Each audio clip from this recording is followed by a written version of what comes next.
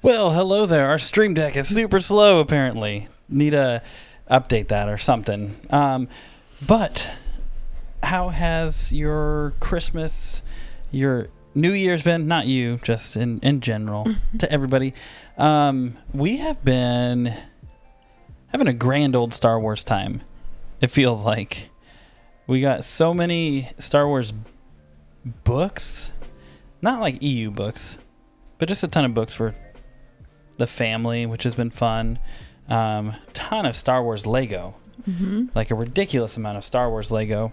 And then we've also been tearing through the Jedi Apprentice series. So good. Tearing through it. And we have this loose plan for reading through the EU. The era we're in, we decided to basically start with the prequel era-ish. And it gets a little confusing because there's so much happening. So we've kind of pieced together our own little reading plan here. And it's going to be really cool because we're just going to be reading, talking about books for a while. Yeah. I'm enjoying it. How about you? Oh, I love these books. Yeah. They're amazing. They're fantastic. Absolutely. But we're gonna just jump right into it. Why not? Because I really do believe more and more that every prequel fan needs to read these books. For real. I mean, there's a lot of books that I think prequel fans need to read, but these in particular make Qui-Gon and Obi-Wan, their relationship so much better. It makes the Phantom Menace better. It makes the different times that Qui-Gon pops up even, as a Force ghost, basically. Makes that better. And it even complements Obi-Wan through the prequels and the original trilogy. Yeah. Really well. And there's Scholastic kid books. Like, how crazy is that? Out of all the things, Scholastic kids books. Who would have known? But here we are, the very first one. So with Jedi Apprentice, Defenders of the Dead. This is book 5 out of 20. So there's the 18 main books, and then there's the 2 special edition. Jude Watson, she's just plugging away with these. So basically the first 8 books take place across 4 months in universe. And so these just string from one event to another. And what happens is Obi-Wan and Qui-Gon go to this planet called Melita Dan. I don't know if that's exactly how you say it, but when it's Star Wars and fantasy and sci-fi, you kind of just make it up as you go. But basically, this is a planet that is locked in endless civil war. And it's even so divided when you're like Melita Dan, it's Melita/Dan. It's so divided that even the name is disputed. People can't even they're like, no, I will not call it Dan. I will not call it Melita. Right. And so classic Obi-Wan and Qui-Gon. And basically they need to go there because Jedi Knight Tal, she's held captive, and they need to go and free her. And so you get a few of these different players that come in. This guy named Wahudi, he is the leader of Melita Dan.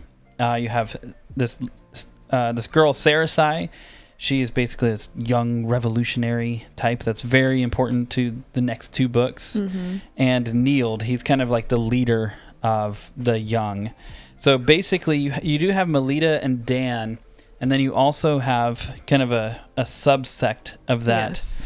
You have the elders, which would just be kind of like the adults in conflict and war, and the young, who are pretty much idealists and quasi-Marxists because they want to overthrow the oppressors, and they themselves essentially become oppressors. But even before I get into maybe a simple plot summary, I love this book. This is a great book. I love this book. Anything you want to share before I dive into the plot? No, let's dive into the plot first. Let's do it. So, Melita Dan has been consumed by civil war for generations, And the conflict hardened adults on both sides into being permanent enemies. And the planet's youth, they formed this revolutionary group called the Young. And when Qui-Gon and Obi-Wan arrive, they're searching for Tal. She's missing, and she's been taken hostage by one of the factions. And so basically with the help of the Young, the Jedi, they're looking to rescue Tal. And what's interesting is Obi-Wan, he becomes really deeply moved by the Young, by their courage, their idealism, and essentially at the end of the book, spoiler alert. Spoiler. I mean, if you haven't read these, you should. But Obi-Wan decides to leave the Order. He thinks that the Jedi Order is too passive, and he actually chooses to leave. What's interesting, though, is if you've watched The Phantom Menace, you know how it's going to turn out. Right. But you're like, There's still this tension, even as like we're reading it. I was like, what's gonna happen? So definitely the question is, how do you resolve it, right? That's like the $1 million question here. So he actually chooses to stay on Melita Dan and fight alongside the Young. There's a lot of really interesting things that are going on here in this book. But what we love to do is talk about the character themes. Real quick, even before that, I think this, I guess, kind of inner trilogy of within the Jedi Apprentice, these three on the Melita Dan kind of like trilogy. This is very formative to Obi-Wan, and I think through the rest of the series, it is brought up a few times. So it's really cool to see how this experience is used to further develop his character to the young Jedi Knight we see in the prequels. This is referenced in most of the arcs of the Jedi Apprentice series. Yeah, pretty much every single one. Yeah, it's brought up time and time again. Yeah, you're absolutely right. It's never dropped. This is probably the most formative experience that he has for sure.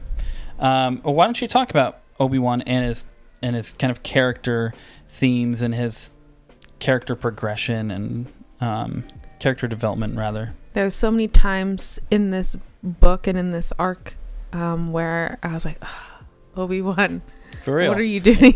And I had to keep reminding myself he's like 12 or 13 here, I think. I think he's 13. And I'm like, okay, it actually makes sense for a young teen. Because I'm just so used to seeing the mature Obi-Wan that's in the movies. So I had to keep reminding myself that he was a child here. But I like that aspect, that he was not just like this amazing Obi-Wan Kenobi. He's just always been great. That there's this backstory and that there was a lot of character development to the man we see fight Darth Vader in episode 4 and sacrifice his life. Like, a lot happened before and to get to that point. So I think I loved that story, and just then thinking as I'm reading it, knowing the prequels, knowing the original trilogy, and seeing how this has affected his character long term. But in this, we see that Obi-Wan's very passionate. He's very emotionally driven, and impulsive. That comes up a lot in these books. Yeah. His impulsivity. But honestly, it reminds me of, 20-year-olds and teenagers who, I've been there too. It's like, man, I got this figured out. I turned 20 and I know everything now. So that kind of vibe. So it was very realistic, I think, because I see that so much where you think you're more further along than you actually are. And so it's cool to kind of see that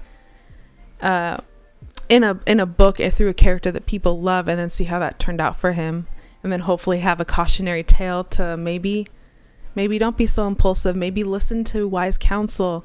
But yeah, so he's unable to reconcile Jedi can you say that word for me? Neutrality. Yeah. There we go. With visible injustice. So he's just so caught up into this conflict and what's happening on Melita Dan. and he doesn't understand why Qui-Gon's not. Qui-Gon's caught up in making sure Tall lives and is okay, which I don't know. I'm not going to say what happens to her because I don't know if it's in this book. No. Okay. So yeah, he's trying to make sure she's good. But so then you kind of see this conflict between master and apprentice as well. And then it's sad to see Obi-Wan choose Melita Dan over Qui-Gon, over the Jedi Order, which he's been training, because we've been in the other books, he's been like working so hard. This has been his dream to be, I mean, he just kept talking about how bad he doesn't want to go to Agricorps. He wants to be a Jedi. He's called to be a Jedi Knight. And then to see him just give it up so quickly, it's crazy.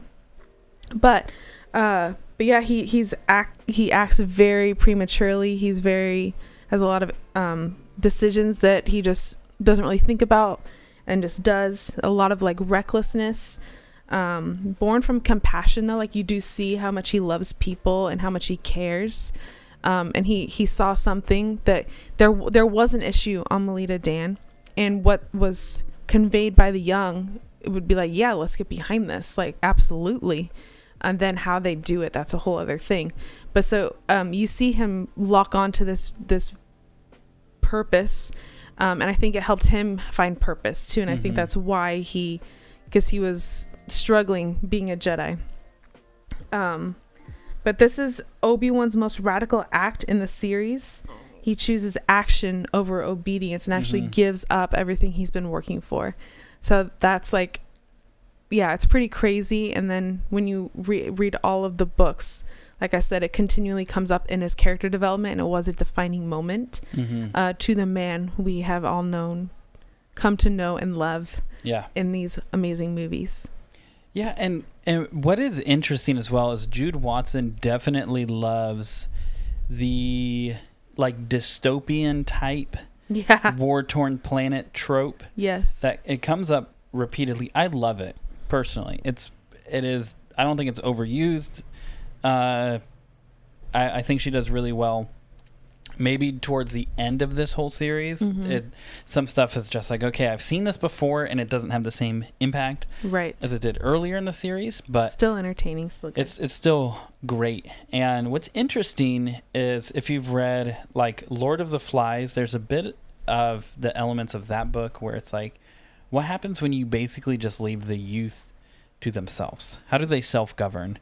And it does turn a bit chaotic at times. Like there's this character Neild in this book. Yes, in this book. And basically they have this, the cover, Defenders of the Dead. Like even when you look at this, it's interesting because it kind of gives off like a horror vibe, but it's not that at all. Basically there's these like, I think they're called like Halls of the Dead or something. And there's these memorials for the great warriors of either Melita or Dan.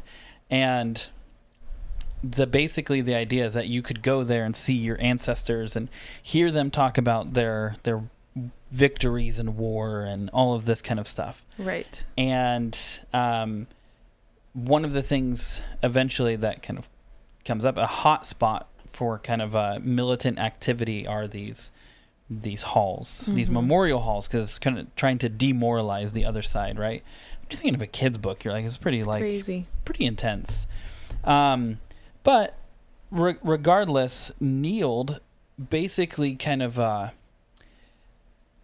like when I'm thinking of this, he's rallying these young people, and he's saying like, hey, violence isn't the answer. War isn't the answer, right? They even like fake blaster shots and fake explosion sounds to kind of pull fast ones and stuff on the troops, and it's really well done.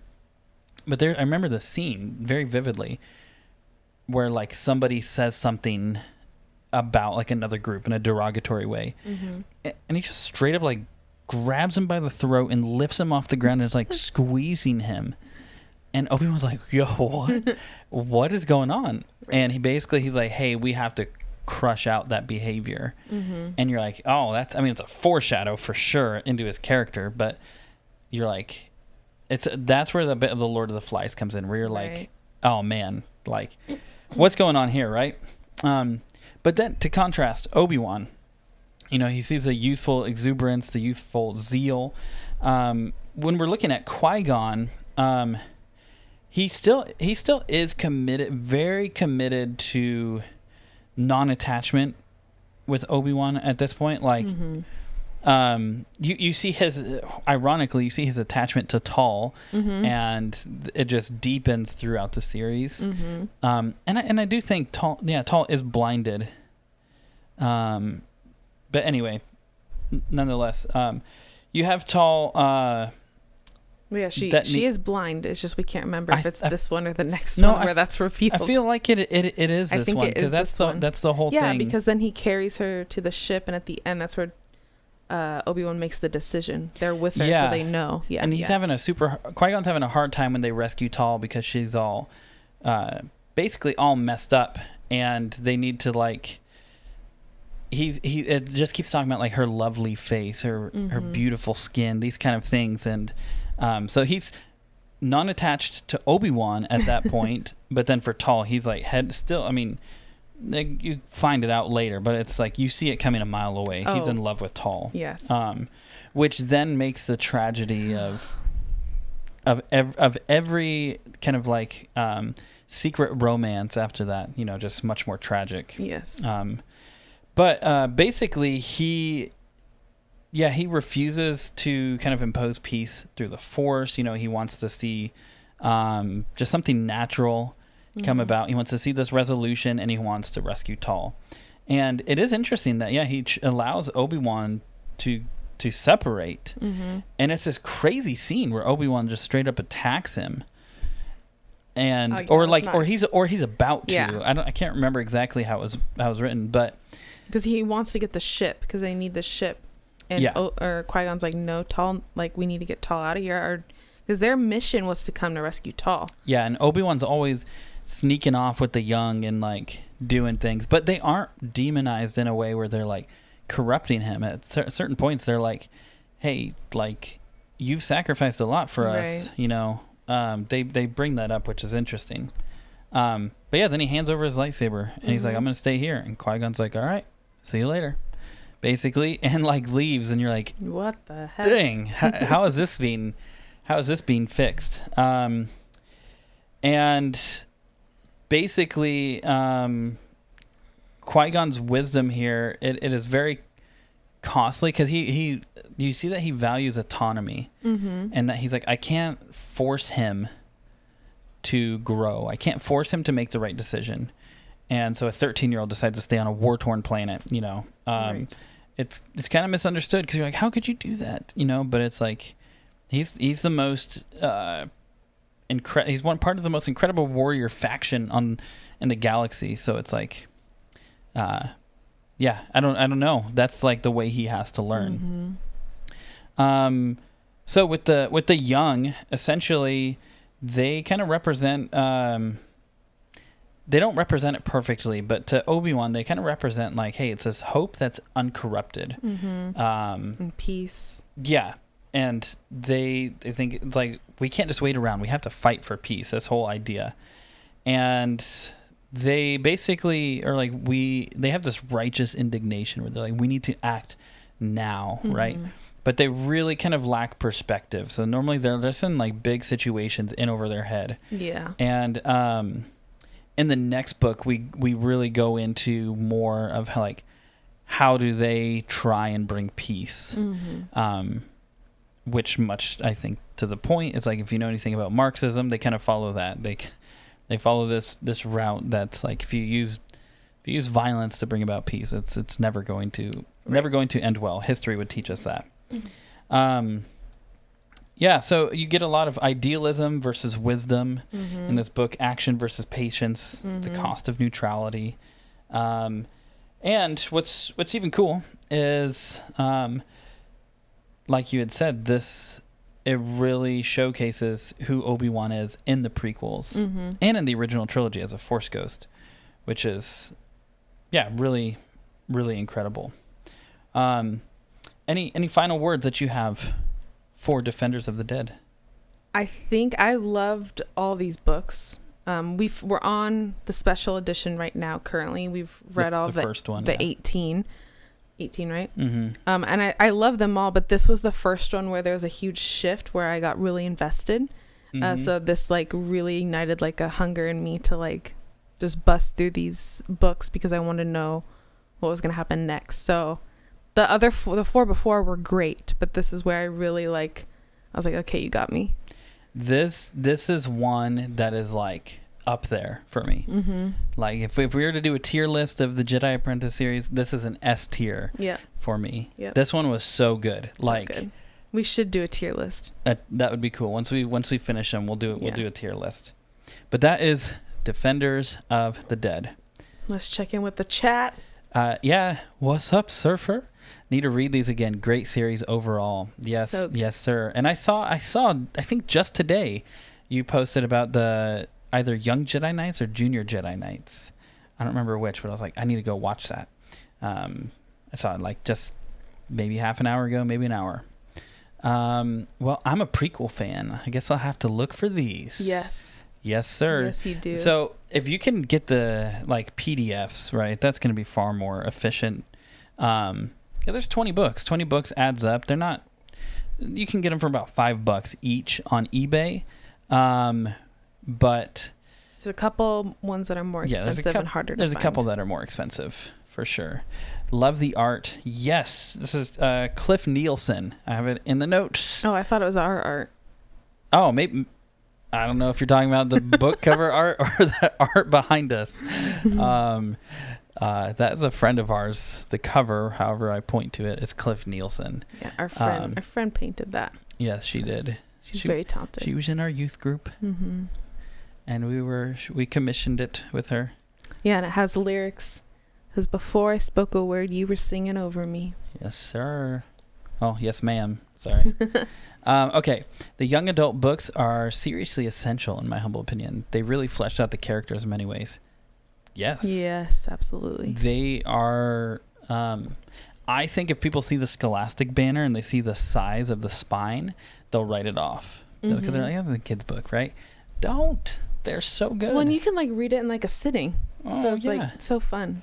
I mean, we have 3 kids, and we're reading. Like with these, we were reading them like one a night, basically. Just one to 2 nights. Just tearing through them. Hello there. Hello. I know I told you happy birthday, but happy belated birthday, my friend. Happy birthday. It was the other day. I think he's 25 now. Wow. I don't know if I just doxed you with your age, but I'm so glad you guys are enjoying these stories. Thank you. Thank you. Also, not that it's your channel's focus, but thanks for being 2 of the coolest Christians I know. You're welcome, man. Shabam. Young Jedi Knight's cool. Yeah, young Jason and Jaina. Junior is about Anakin. Got it. Oh, cool. Thank you. I'm now 25, sadly. That's a trip, huh? It feels weird when you get there. Yeah.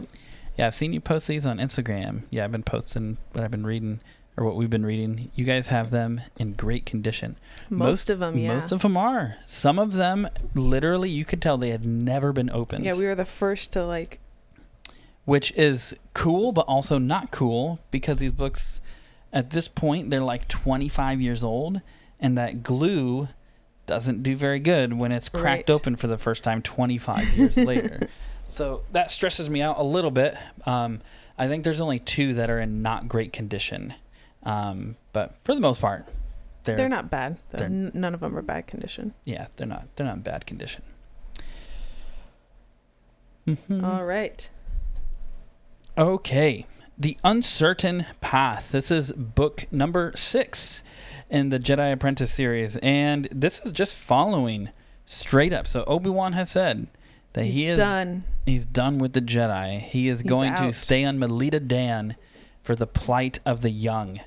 And it's literally like a direct sequel to it. And so you do have Qui-Gon on Coruscant, and there's this kind of internal tension that's happening there in the Jedi Temple. And Melita Dan, Obi-Wan. And if I'm remembering correctly, you have a lot of this like Qui-Gon, Obi-Wan, Qui-Gon, Obi-Wan for the chapters. It's a really cool back and forth. And basically, there's this Melita Dan has this post-revolution society, right? The somewhere between the last book and this book, I can't remember exactly which one it takes place in. I think might be the last one, but basically the young kind of pull this fast one where they get everybody's weapons, so they have like pretty much every single weapon on the planet. Mm-hmm. And if you want to control the populace, right, control the weapons, because that's what they've learned. If we have the bigger firepower, nobody will stand up to us if we're kind of aware and alert. So that's basically what happens. And in true fashion, they become the oppressors, essentially. The young think, hey, we're gonna deal with this in such a way that it'll never be dealt with again, and that requires violent force, which is the irony of all of this, where from a historical perspective, like I've said, it's Marxism, right? But then on the other end, even biblically, it's like if you live by the sword, you die by the sword.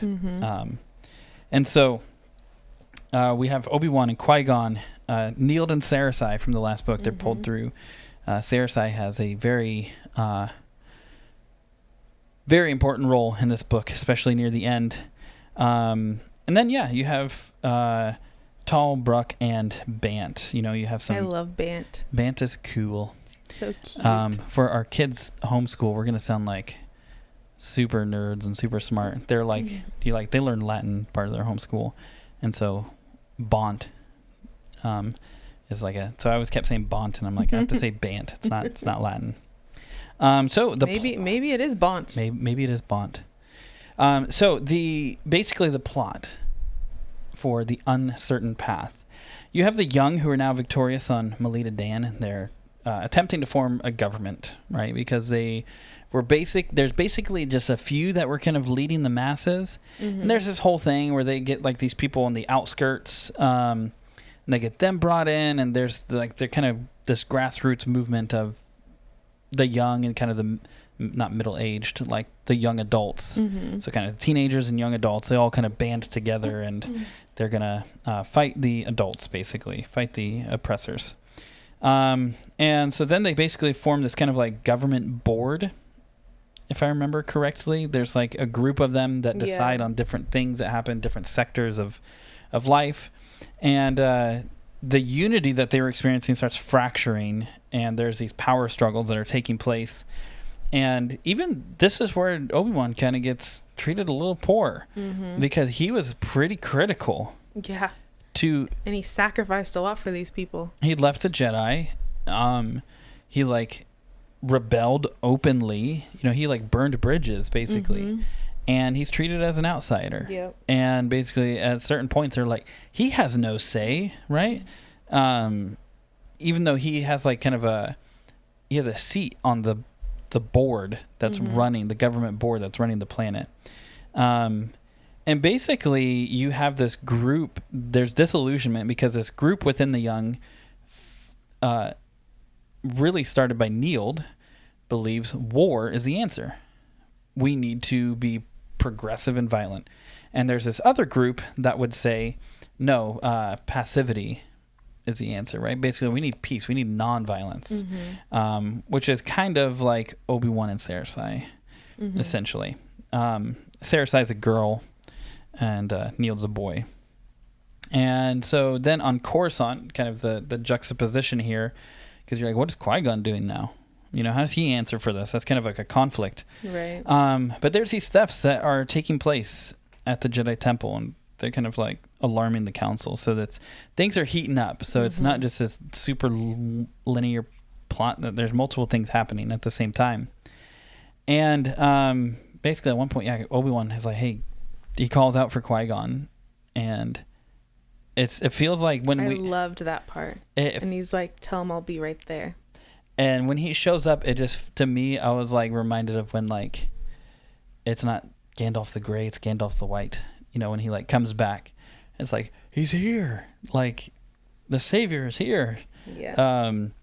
But basically, Qui-Gon and Obi-Wan, they uncover a plot that the young they just want to prolong the conflict in the war to hold power. And basically Obi-Wan's like, well, this got corrupted fast. That's essentially what he sees. So he chooses to return to the Jedi Order after a very tragic thing takes place. This is a big spoiler alert, so if you're like, I don't want this spoiler alert, hit the mute button. But Sarasai is assassinated. She's killed in combat. Basically, it's her dad who's Wahadi and like kneeled, and they're arguing kind of across the battlefield, so to speak. And both Shots sides go off and they don't know who. Yeah, Sarasai runs in the middle to kind of stop him, and bang, she gets shot. And basically, then you find out that Wahadi, basically Wahadi's somewhat involved, but this guy went rogue, and there's this huge, massive. It's really terrible. Yeah, what was his name? Starts with an M. I can't remember his name, but this is the first. I think this is the first time in the book, or in the book series, if you will, where when you're reading, you're like, wow, they really just took out kind of a character I thought would be here for a long time. Yeah, it was sad. You feel like nobody's really safe besides those who have to be safe. Right. I think my one complaint is through the whole series, Sarasai's not brought through as much as I thought she would be, but Melita Dan is. She is for a little bit. Yeah. But why don't you talk about Obi-Wan and his character themes and how we see his development in the series and things like that? Yeah, this one I definitely feel bad for Obi-Wan because really he's paying the price of his consequences for his actions. So he's got to deal with that. But he experiences rejection after he sacrificed a lot, like I was saying before. Like he gave up his dream of being a Jedi Knight. He gave up a relationship with Qui-Gon. He gave up a lot. And then these people just rejected him. And then even outside of that, like he sacrificed his life. Like he chose to stay on a war-torn planet to help these people. But he also learns that passion alone can't sustain justice. And he discovers the cost of leadership without wisdom. You can be charismatic, but if you don't have wisdom, you may have the title of leader, but you're not a great leader. You're probably not leading well. Yeah, Neil doesn't really know what he's doing. And Wahadi doesn't really know either. Right. They're both just kind of grasping in the dark for power. Right. But he returns humbled, which is how we all want to respond in any situation like this. And he's disciplined and more self-aware. So like I said about the last book, you see how this experience of Melita Dan transforms Obi-Wan and helps him grow as a character. I think it's after this, he still kind of is at times. After this, you kind of see him become less impulsive. Sure. And so you're really starting to see like this character development of him, and he's actually responding to consequences. He's receiving them. He doesn't always like them, but he's also on this journey to try to become a Padawan again, because he's back in the temple with Qui-Gon, and he's kind of helping Qui-Gon, but the council's like, we don't know, like you just left, like. This is like, you're supposed to give your life to this, and how are we supposed to trust that you're not going to just bounce again? Yep. And so he's in kind of this probation waiting period. And so then you get to kind of see his internal struggle there. And again, it reminded me of like real life. And like, how many times have we been in seasons of waiting and like, will I ever get this? Will I ever get there? Will this ever work out? But then still in that learning to be humble. Like that's really what Obi-Wan is working through right now. I think is trying to learn to be humble and recognize his mistakes. And I think it's the next one actually, so I'm not going to say that yet. Okay. The turbo lift. Oh yeah. That's the next is one. Okay. I like how you're like whispering. there's some microphone. I know. Yes, the turbo lift. Just saying turbo lift isn't a sure. Yeah, spoiler. Unless you know what's happening. But yeah, you really see his continued character development, and I love backstory and I love character development. It's one of my favorite things in stories. And so these books have honestly just made me love Star Wars more, and I didn't know that was possible. But yeah, and I've always loved Obi-Wan. I've always loved Qui-Gon, but because of these books, they're like ranking up onto like my top. They're coming up to the top of my like character list, like up there with like Han I like Han, but I didn't mean to say Han. I meant to say Luke, Anakin, Padme. Definitely Qui-Gon and Obi-Wan are like up there in that tier now because of these books. Qui-Gon alone is like it's incredible, because I mean, one thing you see with Qui-Gon is he allows Obi-Wan to fail without totally severing that relationship, and he's grieving this whole process, right? And he does show what like restorative mentorship looks like. Like how does he actually restore him into the fold, instead of trying to control him, because he's thinking long game. He's trying to develop Obi-Wan and guide him into the living force. That's and he's not trying to just cover him and like not have him take responsibility. So there's this really healthy balance of, hey, I want you to be my Padawan. I want this relationship to work, but obviously we have to develop trust again. And you have consequences for your actions, and I'm not going to just save you. You're going to go through them because that's how you develop. That's so true. And when we come to the young, when you're looking at the young, they're a major, I mean, it's kind of a weird name, the young, right? But this group of people, essentially you're seeing Jude Watson, what I give her massive credit for is she's able to take very deep, real world, political and philosophical ideas and boil it down into these books. Not perfectly, but it's like, if you know what she's writing about, you're like, okay, I'm seeing real life here. Right. It's not just purely fantasy. And so I do appreciate that. I feel like if I were to look at Jude Watson's kind of like sci-fi fantasy reading list and look at like my own, I'd be like, it would feel very similar, I'm sure. The young, essentially, they are successful revolutionaries, but they can't govern for anything. So they can create this revolution, but then it's like, now what do you do with it? They're not good at that. And basically when oppression comes, or when conflict comes, it's like they just default to oppression, and they don't really know how to hold peace well. And also they just think that I don't remember if they're called the elders, but basically the adults of Melita Dan, they just think that they're going to kind of roll over and just take it. Right. And that is not the case at all, right? They want to put up a fight. Yeah. And so the young, especially for Obi-Wan, they kind of mirror the Jedi Order and just this whole tension of like ideals and institutions. Like sometimes they can't coexist. Right. And like you see it where people are like, oh, I love Jesus, but I hate the church, right? Or they, just all these different things where you're like, I like this aspect, but I want to reject any of the institutional side of it, which it's like, well, that never really works. Like you can't separate them. And just because your experience, or maybe like a larger experience, there's corruption in one institution doesn't mean that it's void of the ideals. Right. And so he has to come to terms with that with the Jedi Temple. Essentially, like, well, Melita Dan wasn't the green field I thought it would be. Right. He's the grass is not greener. He's like, it's actually worse, and I burned a bridge that I shouldn't have burned.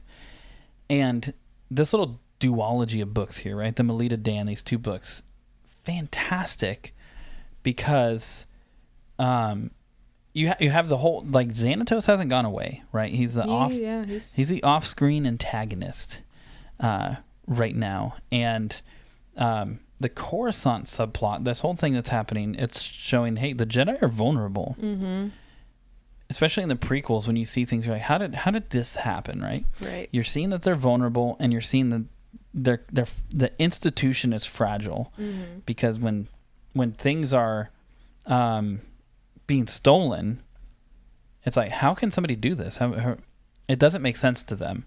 Right. And you think the people being sent around the galaxy to help defend peace can't even take care of the temple. It's really, really fascinating. Well, and if I remember correctly, this one ends with an attack on Yoda's life. Yes. That's the end of this one. Yeah, I think it's like the last sentence even. Yeah. And you're like, oh gosh, just no time to recover. Yeah. Here we go. That's how Jude Watson writes most of these, especially the first 8. She writes in such a way where it's like this buildup of tension. You got to keep reading. And then she brings this resolve for like a chapter, and you're like, oh. And then she's like, kablam. And then, well, now we got to stay up till 4 a.m. and finish this one. You're like, oh my gosh, now we got to read the next one right now. Mm-hmm. After book 8, that changes, except for like a string of like 3 books. Because then there's some standalone and some arcs that are in there. It's a little bit different. Yeah. But like you've been saying, this is one of the most formative arcs for Obi-Wan. And it really deepens Qui-Gon's role as the mentor. Yeah. In this relationship. And I think I think these 2 books kind of take like it, they elevate it from just junior fiction, where it's like, this isn't just like dumbed down, watered down fiction. Like this is actually kind of punching above its pay grade for how it's been classified. Yeah. And so essentially this book, it's showing that conviction without wisdom, it builds nothing, and that true growth often begins with returning humbled. That is The Uncertain Path, an absolutely fantastic book. Wonderful. And I love what you said here. What could we possibly do with Obi-Wan and Qui-Gon before the movies? Jude Watson, hold my beer. Yes, absolutely. Also makes him far more forgiving of Anakin. Yes, absolutely. I think Qui-Gon would have been a better teacher because Anakin needed a father figure. Yep. Yes, absolutely. But Obi-Wan as a big brother definitely lets a lot slide because he gets it. Yeah. Yeah, and that it's so, you're so spot on with that. I couldn't say yes anymore. I can't really go wrong with these older timeline books. So much to absorb. Dude, absolutely. They're great. And when you rewatch episode 1 after all this context, bawling when Qui-Gon dies. Nope, can't watch it anymore. Well, I mean, I could barely watch it before. Well, okay, we have a 5-year-old who's obsessed with Star Wars, and we have to fast. I'm not going to show my 5-year-old that part. He's seen it in the Lego. He's seen it in Lego, which is one thing. But yeah, I'm not going to have him watch that. So we already skipped past that. Obviously, I've seen it multiple times, but when you watch with a 5-year-old. And then also, I just can't be crying all the time. He'll be like, Mom, what is wrong with you? Well, I was just laughing, too, because, like, this literally happened with a friend of ours, where it just makes you want to watch episode 1, and she's reading these books with us. You know, she gets them after. She's basically, I don't know how far she's going to go into the EU or whatever, but at least she loves Qui-Gon. Qui-Gon's her favorite character. Yeah, and so now it's like, oh, man, this is amazing for her, right? And I think she did. I don't know if she did. I know she was crying. I don't know if she sent us a voice memo crying, but she definitely said she was. Hello there. Hello there. General Kenobi. I had to get rid of all those like meme things. They were damaging people's. Yeah, they were definitely. Ears and headphones. And their headphones. Yep, all of that. Okie dokie. So, The Captive Temple. Here we go. Book 7. We're just trudging along, but it doesn't feel like that. Maybe gliding along is the better. These first 8 books just glide. Fun fact, this has not much to do with the actual book, but this was the first one I found in Redding, California, thrifting. I remember we were with a friend in California for a little bit. Went to, Goodwill or whatever, and I found this, and I was like, I didn't really even know about Jedi Apprentice back when I got it. The Doctor? The Doctor? What do you mean? Were we with Doctor? No. Oh, yes, Doctor. He is Doctor. He plays Dr. Thorne. He plays Wesson Games, the RPG, with us every week, and not every week, every couple of weeks. I wish. And yeah, I was like, Doctor? He's not a doctor. He's like 20-something years old. Yes, but anyway, so fun fact, we got this. when we were there. But Book 7 of Jedi Apprentice, The Captive Temple. Again, this is picking up right where it left off. Book 6 ended with the threat, the attack against Yoda's life. And so this is immediately following Obi-Wan's return to the temple. And you have the first major internal threat to the Jedi Temple in the series. And you're just on Coruscant this whole time. You're literally in the Jedi Temple, I think, the whole time. Yes. Which normally I feel like that would be like boring, but like I didn't even like realize that like that we were on one location for an entire book. She did a great job writing it and keeping you very interested and invested. Yeah, and because you go to oh goodness, what is it called? It's like it's something to do with like the Thousand Fountains. It's basically this area where they can go and like swim, and they can go and like be by waterfalls and all of this, and they even have like artificial sunlight and nighttime sky and all of this. And so there's these different environments where you're like, wow, that because you see the temple, it's huge. And I mean, I know it's depicted in other places, but at least in the book, you're like, wow, there's enough variety in the environment even. Yeah. And the plot is so intriguing that it just, you're not even thinking about anything. I didn't even realize it till right now that I'm like, yeah, we were only in the Jedi Temple, I think, on this book. Yeah, and so you do have you have the council, and there's a lot happening with the council in this book, and you do have Bant more and Siri, and then you have Brooke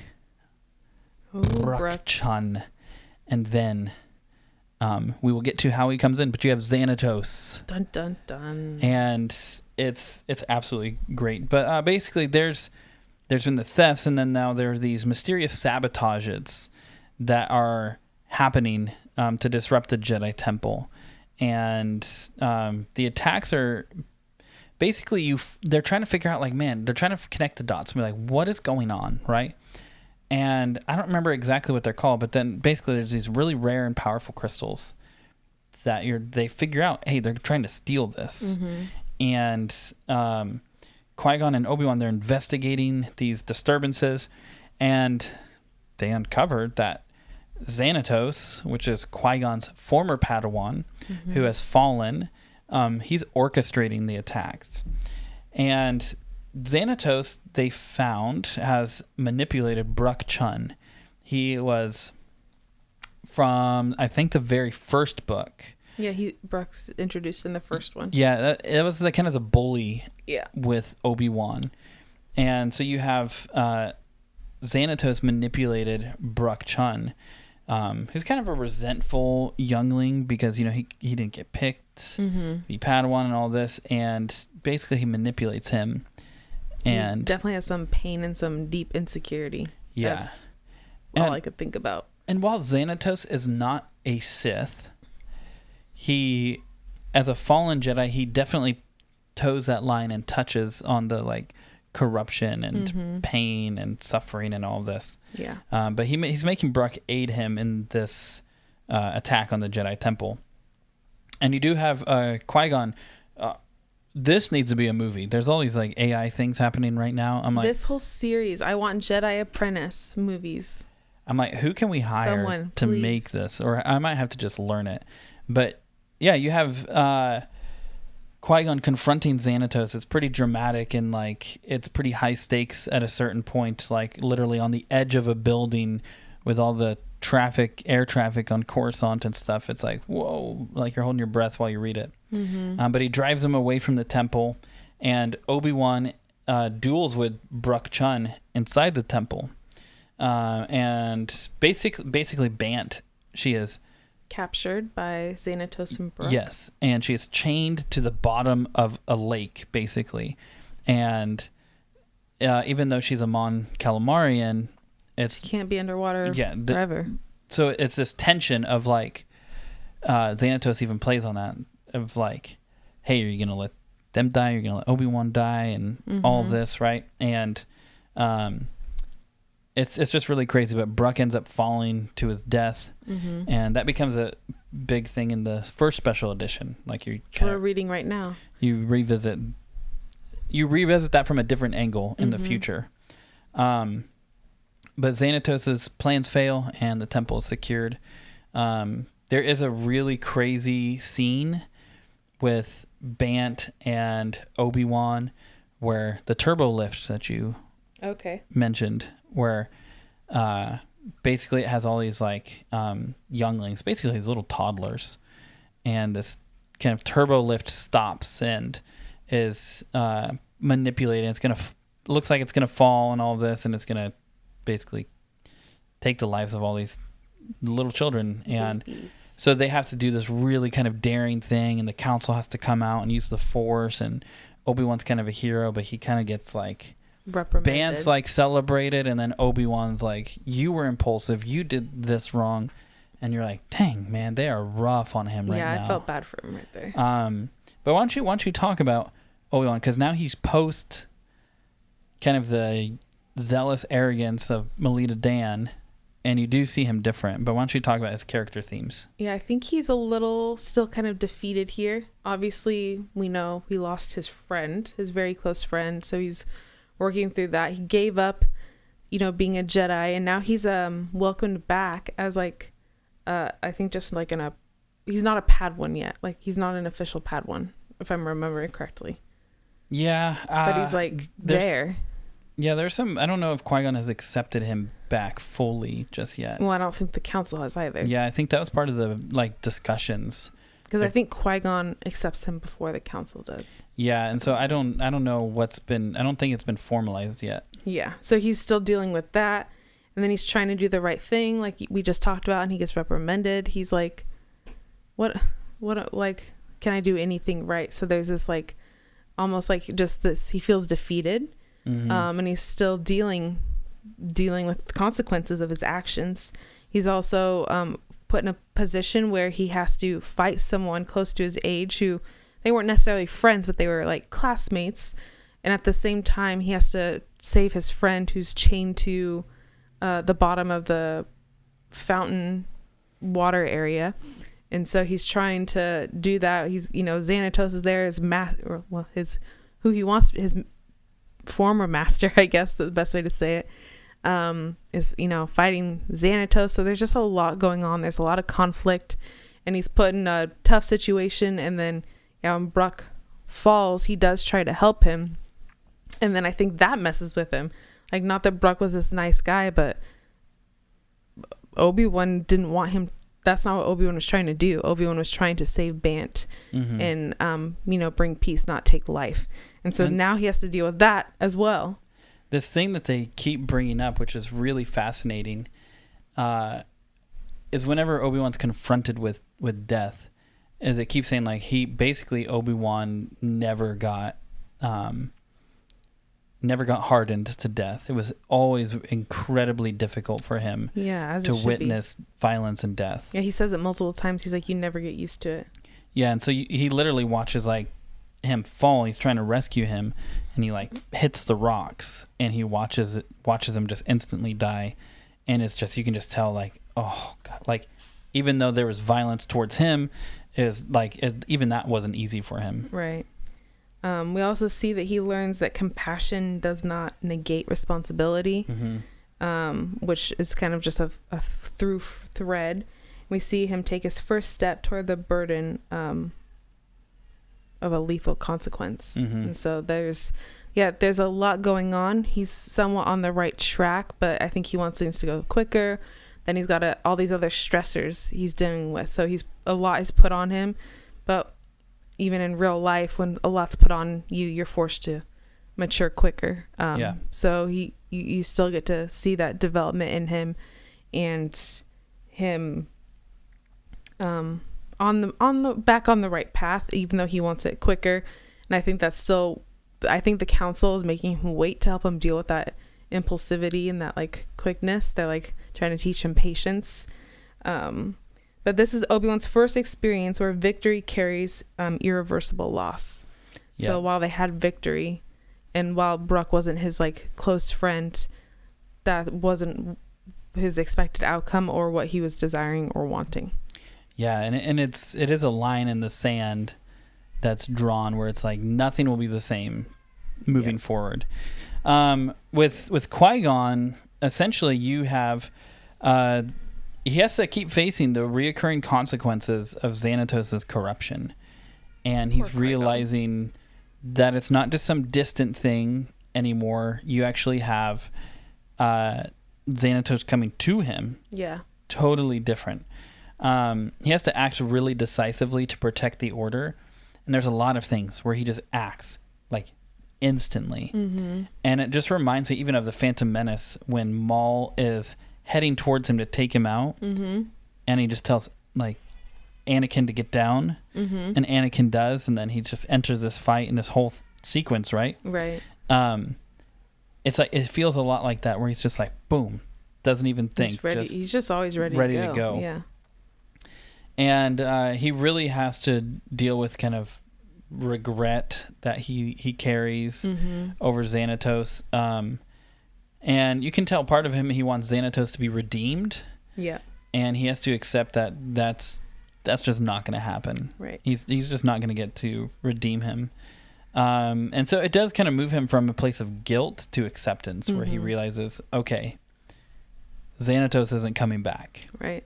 Because when you read Xanatos, you're like, he's clearly a villain. And I know there's a comic series that you can see a bit more about Xanatos. But in this book, you're like, man, he's just so awful. You're like, why? How can Qui-Gon have this connection to him? And then you realize this was his former Padawan, you know? Right. And it makes a lot more sense. Right. When we think about Bruck Chun, right? Some of these, even though Bruck's maybe he's not like a main character, he's a supporting character in this book. He feels overlooked, he's exploited, he's easily manipulated by promises of power. And basically he kind of shows how like insecurities can curdle into betrayal. It's very interesting. I think Bruck is the antithesis of like Obi-Wan. Is that the right word? There you go. That's pretty good. Oh, I said and I used the word correctly. I think so. Yeah, I think if Obi-Wan wasn't on this path in maturing and developing and humbling himself, he would have acted just like Bruck because of that impulsivity and his anger. So it was kind of cool to have those juxtapositions of those two characters. And what is fascinating too, the critiques Obi-Wan has of the Temple and the Jedi Order and all of this, it's like, could Bruck Chun have been avoided, right? Like, could he have been saved and safeguarded? And it's like that balance of autonomy and freedom, right? And like not controlling, and who knows, right? It's hard, but you kind of see where it's like, yeah, like, man, this shouldn't have happened. Like, how did Xanatos get to him in such a way, right? And I mean, there's connections with Bruck's dad and all this, but with Xanatos, essentially, he's not just going after the individuals. Like, he is, but he's also he's going against the institution. Yeah. He wants to burn it all down. And he operates through manipulation. He doesn't want as much direct confrontation. He wants to manipulate. Yeah. And he likes to corrupt from a distance. And this attack, I don't think his goal was purely like, I think if he could, he would have taken it all down. But instead, he wanted to kind of shake them up and symbolically, in a way, like bring that manipulation and fear. Yeah. He really wanted that. And so, because the Jedi Temple, they learned, hey, you guys, we're fallible, we're vulnerable, and the threats can rise from within very easily. And the younglings, they are not immune to temptation. That's a big thing. And so this is where we see a lot more with Tall and Bant in this one. And is this I think it's the last one, 2J. Where does 2J come in? 2J is in this one. Yeah. 2J is at first an annoying droid, and second, I knew right off the bat. I'm like, you're like 2J. 2J is a droid. Yeah. And Tall. It's our help droid. Since she's blind, Yoda wanted her to have help, but it was a droid from Xanatos, so it was recording and giving all the information to him. But I knew immediately when this droid came in, I was like, nope, this is no C-3PO. And the whole thing is Tall and Qui-Gon will be in these romantic spots where they're like talking and, you know, kind of trying to work through things. And I mean, it's not like full romantic, but you can feel the tension. And then 2J shows up and has to say, and they're like, freaking 2J. But then they're on some mission. And just always, or not some mission, some kind of little espionage thing. They're trying to figure out what's going on and doing some tracking. And 2J blows cover and it's like, 2J's role is saying like to Tall, like, oh, there's a branch 2 meters ahead of you, and like vocalizing. So while they're trying to be stealthy, this stupid droid is like spouting out. And I thought maybe this was just like, you know, a dumb droid, but you saw the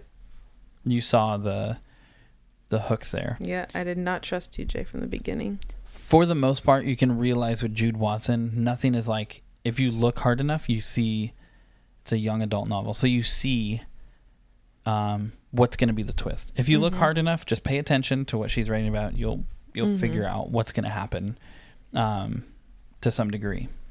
But yeah, this is where things do start to take a darker tone. Yeah. In the series. It kind of reminds me of like Harry Potter. You know, you start reading or watching Harry Potter, and as it goes on, it gets darker. Most young adult things, Hunger Games follows the same trend. The longer they go, and as you go down the story and the characters get older, the themes get a bit darker. Right. And it starts to happen here, and it just continues. Not to the point where it's like, oh wow, this is like too dark for kids, you know, but it definitely is showing just a pretty crazy story. But yeah, essentially this book is it's all about the most dangerous threats to the Jedi come not from the outside, but from the things that were not dealt with within. And it's a fantastic book. Yes. And it's got the pre-CGI Yoda on the cover, so even better. Glorious. And yes, and Jude is so good with dialogue. Yes, she is. I can hear Liam Neeson in these books. Me too. Yes, sir. Yes, sir. There's one book. What one was it? I think it's the Call to Vengeance. I think it's that one. Where it's not exactly, so don't take it this way, but I was like, it reminded me of Taken, because Liam Neeson's in Taken, right? And I'm like, this feels like Taken, just the way it was. Gosh, you talking about it makes me immediately want to read again. Hey, me too. I'm glad, man. We need to read them again because there's so many good quotes in there for our wisdoms. And I was telling Chase, like, make note of this, and apparently he didn't make any notes. Freaking putting me on blast. Yeah, because you're like, write that down. That's great for a wisdom chat. I'm like, and then I was like, can I see the list of all the quotes? I put a mental note in, and then it just never happened. So I have a couple that I've written down, but if anyone knows any good wisdom quotes from these books, please send them to us. Yeah, there were so many that were good. Yeah, so many. I think I started on like book 17. I'm like, I'll finally actually start taking note of these.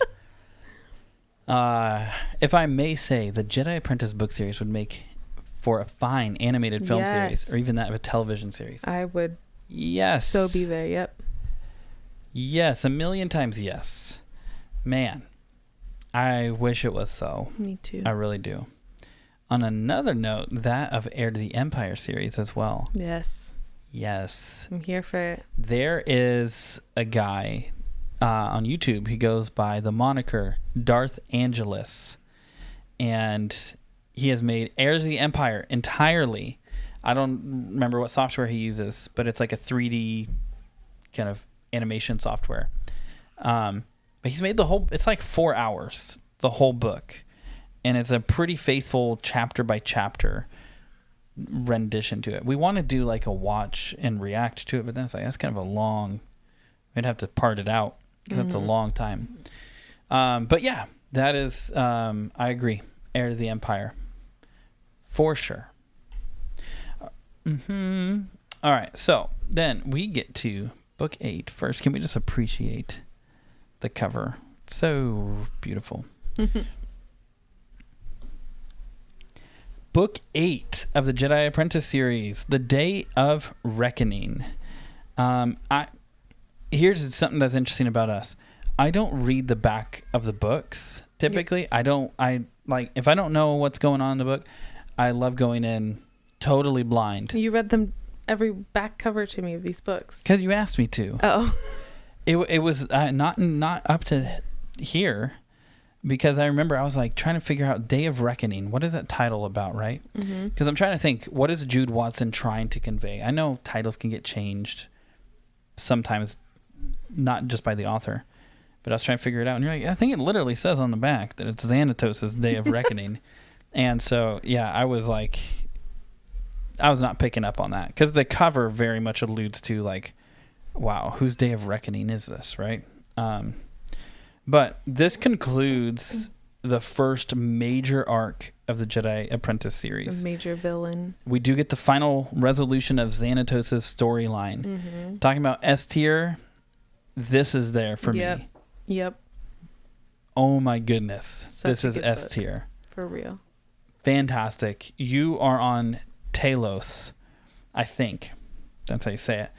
Basically, it's this industrialized core world under corporate control.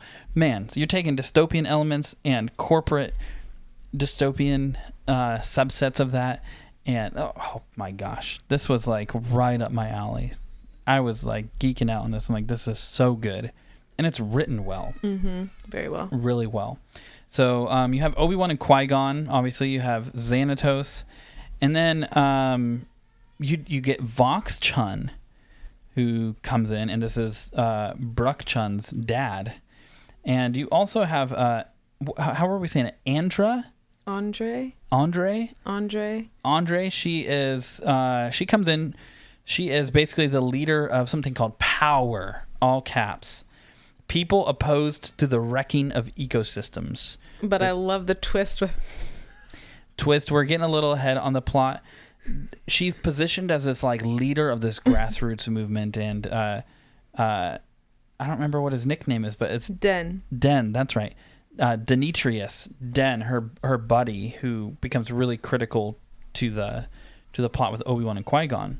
It's like, man, this is Andre or whatever, Andra, and she's leader of Power and like this whole thing. And man, what if we get Power and everybody to like get on our side? And then you find out Power is just her. There's no movement. She has the... Made me laugh, though. She has the name copyrighted, basically, and that's it. It's like, oh my gosh, you gotta be kidding me. But, all right, for the plot. They're going after Xanatos. Like, I think, too, it's Qui-Gon's decision, and the council's like, we don't really want you to do that, but we'll allow it. Yes, and to the point of prequel politics, I know this is kind of Jedi politics. There's a lot that the council does where I'm like, I don't really have much respect for you guys, because it's like, why would you just tell him, I know this guy just broke in, and I know he just did this. You don't have our approval, but hey, if you want to go deal with your own man, go ahead. Like, bro, you guys just had a youngling die because of this guy. Right. He was trying to kill Yoda, at least. Yoda, trying to kill Padawan, all this. And you decide to not pursue him? Yeah. And then it's like you just let them go. So when you see the downfall of the Jedi Council, it makes sense because they're just making wrong choices. But they go to Talos, and like right off the bat, they have to go through like insane security. Xanatos knows they're going to show up. He's like, I made this too tantalizing. They're going to show up. And he has a plan. Yeah, and right off the bat, man, they are like on the run. They are wanted. Yeah, they're being chased. Criminals. Yeah, and at one point, yeah, they like see this might be later, but they see their faces eventually, like basically, hey, these people are wanted. And so that complicates things. But this is Xanatos' homeworld, and it's dominated by the Off-World Mining Corporation. But that's a very big twist that comes in at the end, because the people of Talos, they don't know. Right. And they think Xanatos is this great hero of Talos. Yeah. This great man. Yeah. So generous. And they have this really weird thing called catharsis. It's this like crazy like gladiatorial event and this massive lottery. So people are like betting tons of money and just like who's gonna live, who's gonna die, all this kind of stuff. And catharsis, like everybody, literally everybody comes, and they actually come to the catharsis building to watch this, and they can bet and all this. And then there's this random lottery where it's like the people who win this lottery get to basically kind of random lottery. Random, yeah. You find out it's all rigged. But they can win it big. And if you win it big, you never have to work again. And it's this huge thing. And it's really fascinating. But catharsis, it's essentially revealed. It's just a distraction, right? It's engineered to keep the citizens docile. Mm-hmm. Oh, and then again, here, control through the media, right? Mm-hmm. It's this where I'm like, oh, man. Jude Watson has that, like, Pacific Northwest, like, anti-establishment feel to her. The way she's writing, it's pretty fascinating. She's pretty great. Yeah. And so Power, all three of them at this point with Obi-Wan, Den, and Andra, they basically go on this little. There's all these like environmental sectors where like the government's like keeping them out of these sectors, and don't they have to like go and. Like they go to this area and they're looking through the beautiful nature reserve things, and they find out, hey, there's all this like mining activity. What the heck's going on here? And then they have to link it to Off-World. Yeah, and this whole thing is there's this huge play where they're like, how do we expose Xanatos? Because there's literally a point. Everyone in the catharsis arena is chanting like Xanatos, Xanatos. And it's they love this guy. It's crazy. So they're like, hey, we need to basically have the people turn against Xanatos. And they end up doing that by taking all these videos and showing that it's actually off-world, and Xanatos has been basically plundering their planet of natural resources. Mm-hmm. He's not the generous man they thought he was. Yeah, and so Qui-Gon and Obi-Wan, they kind of expose this corruption, and there's assassination attempts. Oh man, so many as they're going down this road.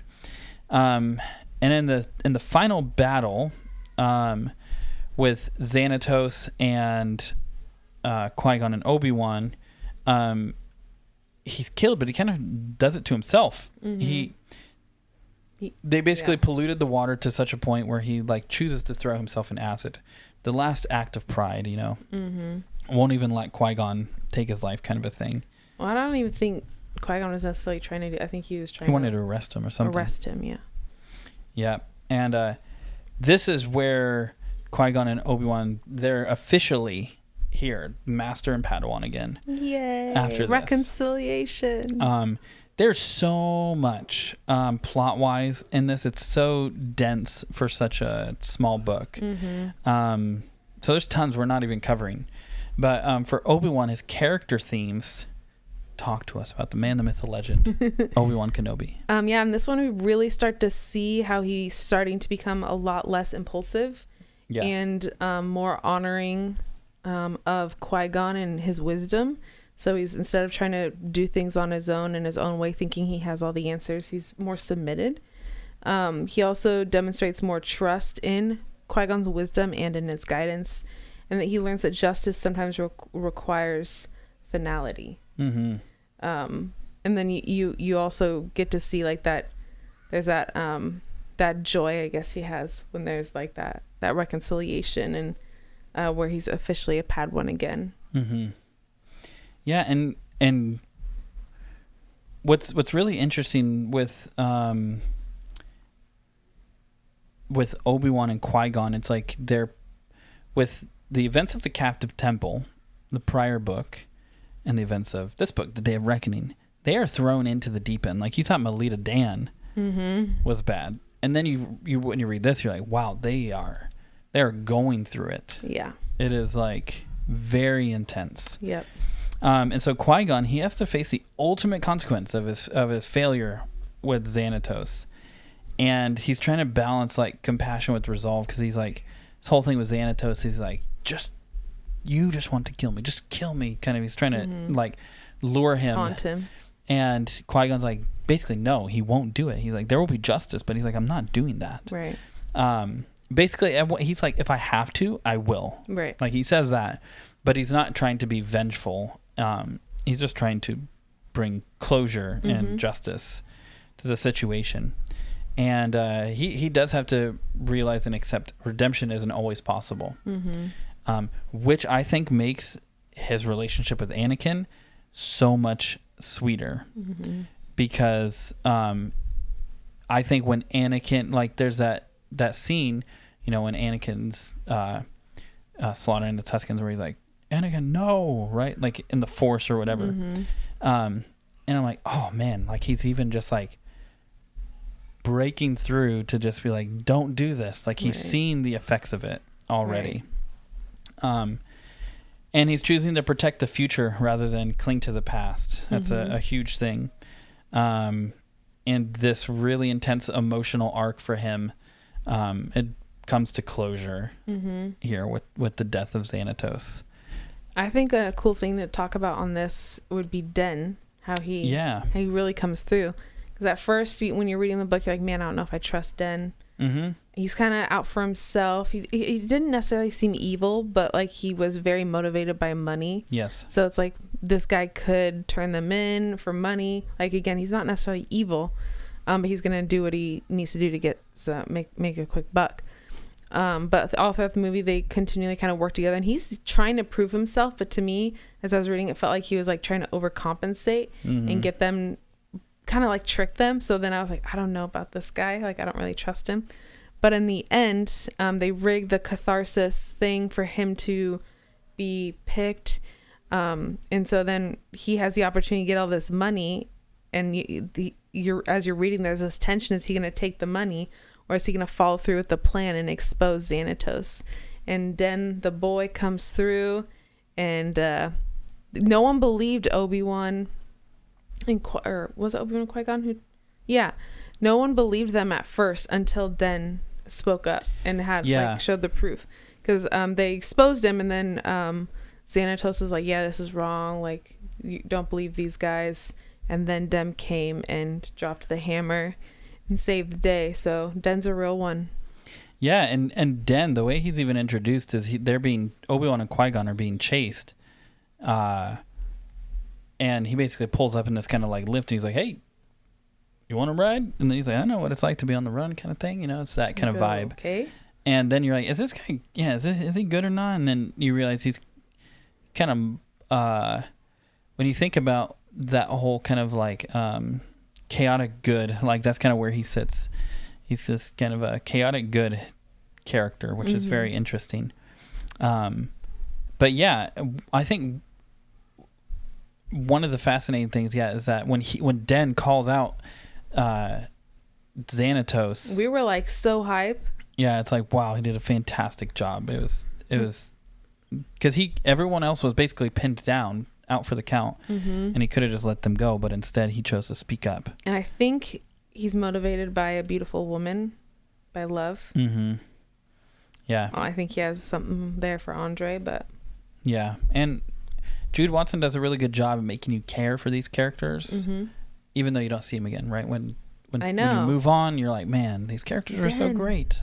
And with Xanatos, you see, again, he's motivated by bitterness and pride and obsession, and he has a chokehold on this planet and its population. And even to the point where when the accusations were first brought and people saw video footage, he was able to just like quiet down the crowd and like, this is all false, this is made up, and basically quickly woos everybody. And then Den had to, very charismatic, Den had to like flip the script, and it worked.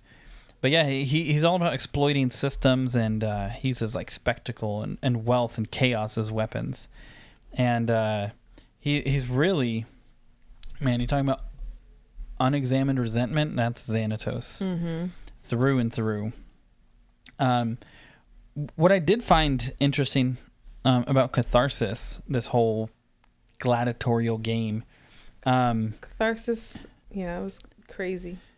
You're seeing how like society was decaying from this crazy spectacle, and yeah, violence and greed were normalized, and they were seen as entertainment and celebrated. And it was this whole idea of corporate exploitation, right? Which was just really, really fascinating when you saw civic responsibility was kind of given up, and the corporation steps in, and so Talos's leadership is pretty much non-existent, and there's a shell corporation. I can't remember exactly what it's called, but there's a shell corporation that was taking over, which is really off-world. Yep. Xanatos's. So what I will say, if you were to just read 1 through 8 and not read the other 12 books, you would be so thrilled that you read them. You'd feel so satisfied with the ending. 1 through 8 is a great long arc. Yeah. These 8 books just flow one into another. It resolves Qui-Gon's most personal failure. It solidifies Obi-Wan's growth as a true Padawan. And there is this huge tonal shift from hey, there's these inward conflicts to outward missions. Yeah. And all of this does take place across just about 4 months in universe, which is really, really crazy. It is a pretty dark conclusion to this arc, with Xanatos essentially killing himself.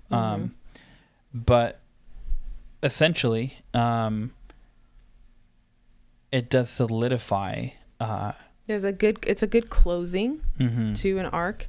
And yeah, I think she could have ended the series here, but I'm glad she didn't, because I love the further character development of Obi-Wan and Qui-Gon. It just gets better and better as the series goes on for those two characters. Maybe the arcs aren't as good as these, or the stories may be a little bit different. The character development is phenomenal throughout all 18 books. Amazing. Yeah, it really is. And man, if you can read 1 through 8 at least 1 through 8, it is so fantastic. And maybe we can start some grassroots power movement to see these put to film. Yes. To see these put to TV, animated. Man, if I might have to just learn how to do it myself. I don't know. These are so good. They are so good, and you should absolutely read them. So, let's see what's going on here. You guys should just do all the young adult books and then hop back on to the adult books. Interesting. We've been trying to figure out what to read. And I was telling you too, I was talking to Alex. I was like, man, what do I do? Right? And I actually don't hate that at all. Do all the young adult books and hop back to the adult. Because we were thinking about just going kind of through somewhat chronologically. But then it's starting. I'm really fascinated by the Clone Wars multimedia project. But then it's obviously there's a lot of interesting stuff in there. And I think that's something we should definitely talk about. And then I saw, there was this conversation here. Talos is the same intro planet from KOTOR 1. And then, or Talos from 2. And then, I don't know, you guys were talking about that. As the child characters age into adolescence and then into young adults alongside the audience who follow their adventures, so do the themes and virtues. Mm-hmm. Yep. Well said, man. I wish I would have been that wise and said it that way. That's really good. My apologies for directing blah blah blah away from the conversation at hand. If there existed an official Star Wars What If TV series, what alternate reality would you like to see as the first episode? As a first, well, I have a lot that I would like to see. First episode.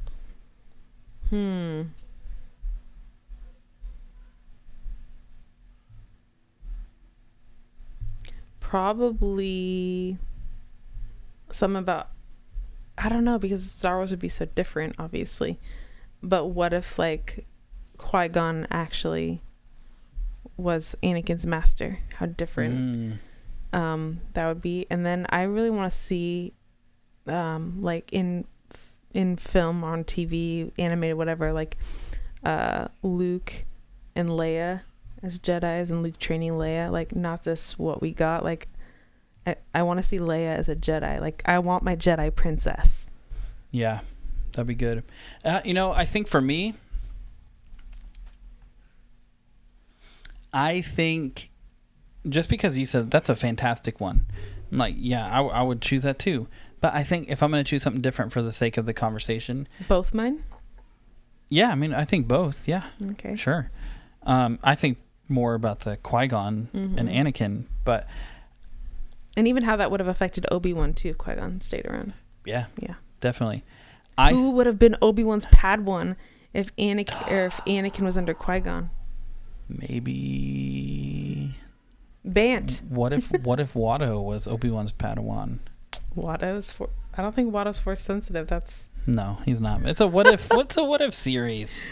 Okay. No, I think mine would be, what if the Rebel Alliance didn't blow up the first Death Star? Like, what if they failed the trench run and they failed that assault on the Death Star?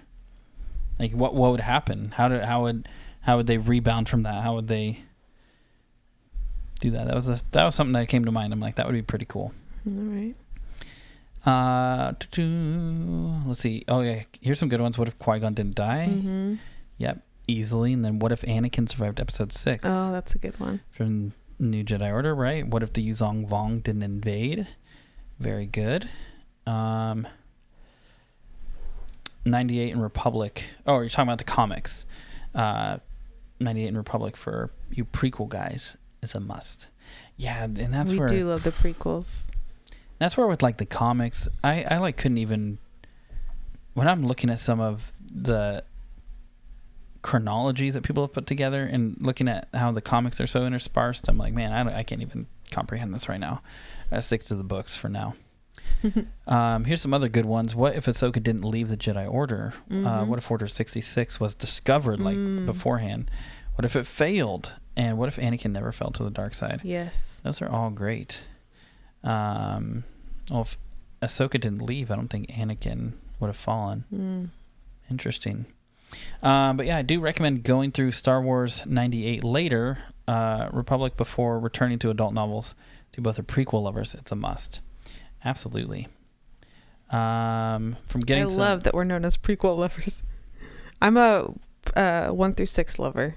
1 through 6 lover. But I do love the prequels. From getting some Monday love and seeing the hypocrisy of the Jedi with his multiple wives. Yep. With Quinlan Voss and what a guy. Ayla Secura. Oh, yes. I just learned about that. And then to all the Clone Wars stuff, which honestly hits so much harder than most of Filoni's show. Yes, and that's what's been interesting. And yeah, I have this big video idea, and it's probably not going to happen for a few years, to be honest. It might have to be a huge series, and then like some of these like Generation Tech, some of these people put something together. Basically, I want to compare Filoni's Clone Wars with the kind of Clone Wars multimedia project, and like compare and contrast them, and see, does the Clone Wars like TCW kind of fit into it, and that whole thing like Matt Wilkins talks about, with is this the comp nor propaganda? I know it's from Fantasy Flight Games and all this, but I'm just really interested in it because I know there's a lot that changes across the two, so I'm definitely interested in that. Here's another one just popped up. What if Dooku listened to Yaddle's plea and betrayed Darth Sidious? That would be very interesting. The only way I make it fit is it by making it be the final year. Oh, I haven't heard that. So that's really fascinating. I'll have to actually think about that for the Clone Wars now. Well, we did have plotted kind of the next few books. We had The Fight for Truth, which is plotted with Obi-Wan and Sarasai, and then also The Shattered Peace for tonight. But I think now what we're going to do... Siri. What did I say? Sarasai. Oh, I was like, Sarasai is still on my heart. No, it's a Siri. You're so right. Not Sarasai. Yeah, it's a Siri here on the cover, not Sarasai. But yeah, for time's sake, to go feed the baby. She's sleeping right now with somebody's watching the kiddos downstairs. But we'll come back to this. We're really excited. We're trying to decide right now if we're thinking about releasing our kind of like book talk videos on the young adult stuff, kind of like twice a week. We're getting into a rhythm where we're going to be able, the good Lord willing, to do one book a week. And we're thinking about going to 2 just because some of these young adult ones fly by. And we also are like, do we really want to spend 20 weeks of content just on Jedi Apprentice, you know? So we're trying to think through that as well. But we're going to get through these, and we're going to seriously consider that, go through the young adult books. Because Jude Watson, I mean... yeah. So here, maybe while we have a captive audience, let me... I'll have to show Alex. It might just be too weird to show right now. But I was going to show kind of the reading list and be like, what do you think of this? Essentially, actually, I can do it. I think I can do notes. Let me see. Let me show this. Oh, that's terribly small. I don't even know if you can see this. I think that's way too small. Anyway, what I was going to say, Alex, I'll pull this off. I'm not going to try and make you read that. What I think the next one I was going to have us read was Legacy of the Jedi, even though some place it kind of before Jedi Apprentice. I know it gets complicated, but we were thinking about that. Another Jude Watson. Then we have like Secrets of the Jedi. Right now we're on the special editions. We're on 19 of Jedi Apprentice. Deceptions. But I know there's like the Boba Fett series. There's Last of the Jedi. There's a whole huge list of them, and so it's like that could be interesting to just go through those and then go back to adult novels or chronological. So let me know what you think would be a good reading experience. Because then, man, I've been struggling with this because I'm like, do I do publication order? Mm-hmm. Do I do chronological order? Do I just pick what I want and just read that?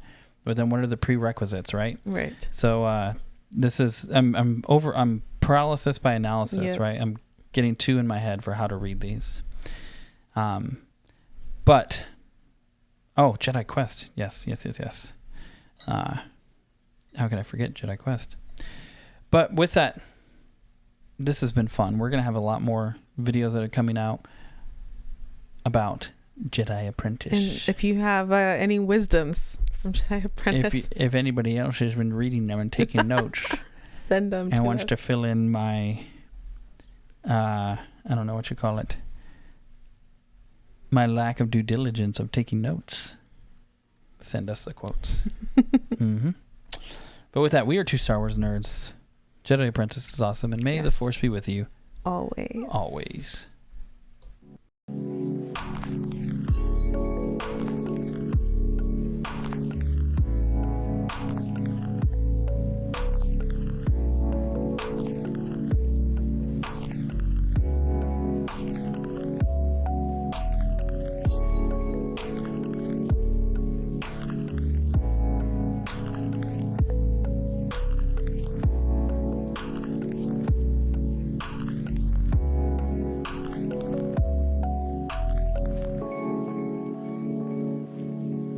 concludes our broadcast. Thanks for watching Two Star Wars Nerds.